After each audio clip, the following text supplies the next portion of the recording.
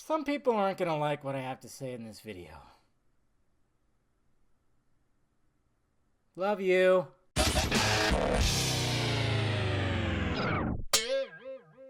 What's happening, film friends? Dave the Film Junkie here. All right. Past week, I saw a lot of people on my timeline talking about the old design for Steppenwolf, the original design.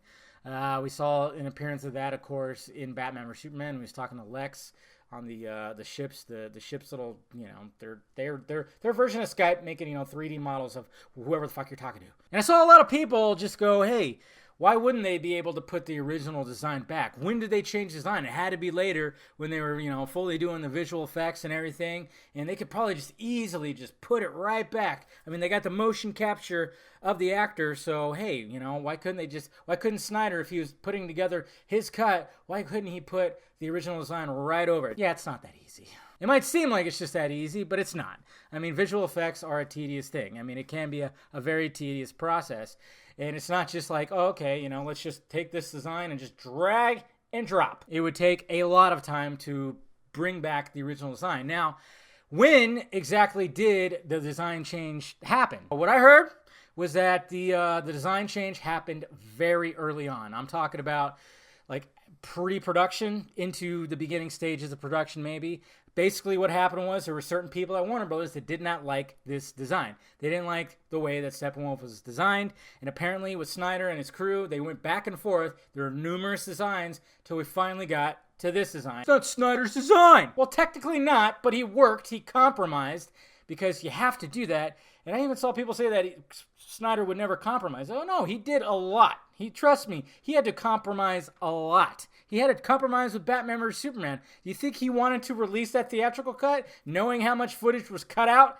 No! Sadly, yeah, the directors have to do that with the studios. You have to come with a compromise. Sometimes the studios get on their back, and then yes, it results in shitty fucking product. It really does when you get studio involvement. We know this. It's happened many times. But apparently, yes, it happened very early on, and Snyder and his crew worked out with the designs and everything. I know Jay Oliva said that he only worked with this design, and I'm going, well, yeah, that makes sense, because with storyboards, that's pre-production. I'm sure they had it all ready to go. The visual effects teams had the 3D models, had everything, but that's only because we were supposed to get a 5-part story.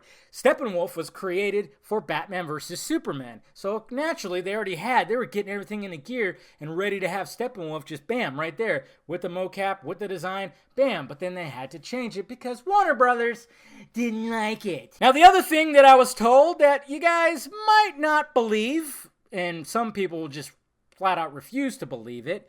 And yeah, you might not like to hear it, but once that gingerly bald fuck came on to the set and looked at the designs of Steppenwolf, he liked the original designs.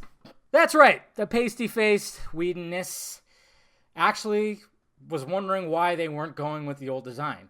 That's what I was told. He thought the original design was better than what we got. So Whedon was actually on board with this original Steppenwolf design. Yeah.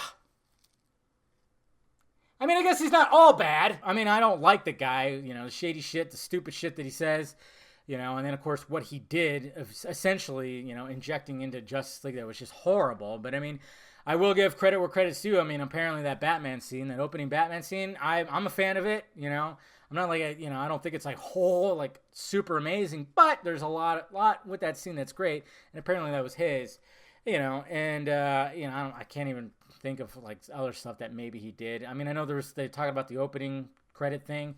I think he injected some of that and picked a song. Okay, give him credit for that, but I'll give him credit. Hey, he liked the original Steppenwolf design. So, wow. I mean, you wouldn't expect that, I guess. So anybody out there that's thinking that the new Steppenwolf was totally Whedon, it wasn't. It was Warner Brothers. It was Warner Brothers and Snyder compromising to create a design that I guess wasn't as scary. Whedon liked the old design, had nothing to do with the new design. At least maybe he'd had something to do with the new design, but as far as I can tell, he didn't. He came on board and they already had that design locked in there. He was wondering, why aren't we using the old one? There you go. So, yeah, I mean, if you don't want to believe me, don't believe me. That's fine. I'm just telling you what I heard from, like, a trusted person, 100%. So, there you go, guys. Let me know your thoughts about it down below. What do you think about all this? And like I said, when the Snyder Cut comes out, if it comes out, which I'm hoping, it's still sounding like we still might get something. Don't expect the old design to be in there. It would just be too much work, too much time. It would be it would be the design we got. Hopefully a little more polished, but in certain spots it was fine.